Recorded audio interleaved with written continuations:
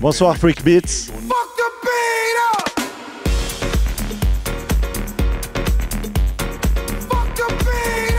Aujourd'hui, je suis tout seul, je fais partie d'un duo qui s'appelle WAM.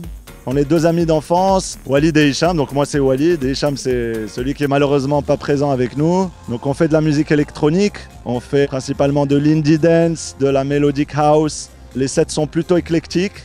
On peut aller même jusqu'à de la techno. On est marocain, on a grandi à Casablanca.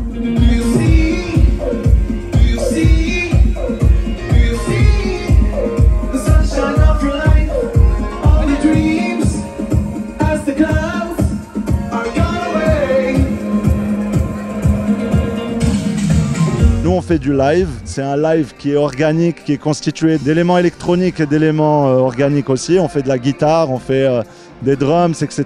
Donc voilà, on essaye d'apporter une touche organique et musicale dans une scène électronique où ça manque un petit peu.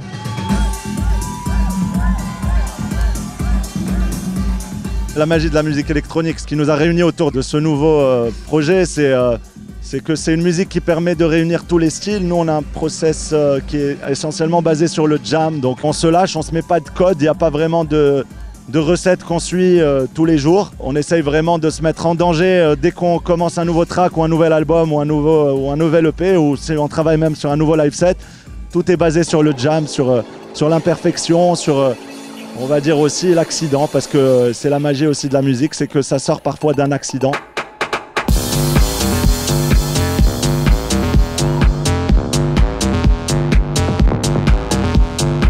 La différence entre un live et un DJ set, c'est que le live, il est assez contemplatif.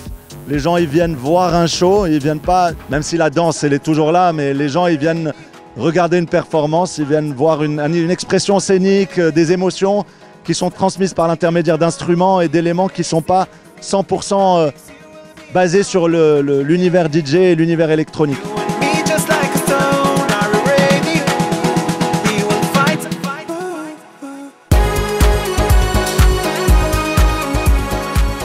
On a ce qu'il faut au Maroc, hein. Il y a énormément d'excellents producteurs qui brillent au national et qui brillent aussi à l'international. Il y a deux choses pour réussir sur une scène, c'est déjà d'avoir une scène, donc avoir une scène qui se soutient, une scène qui se pousse, donner accès au main stage, aux DJ locaux, aux producteurs locaux, leur donner des prime time aussi, ne pas qui servent exclusivement de support act, de jouer en warm-up, etc. Donc ça c'est le premier, on va dire, facteur de réussite d'une scène. Et le deuxième, effectivement, c'est le talent, c'est le fait d'avoir des producteurs. Mais ça, on a ce qu'il faut.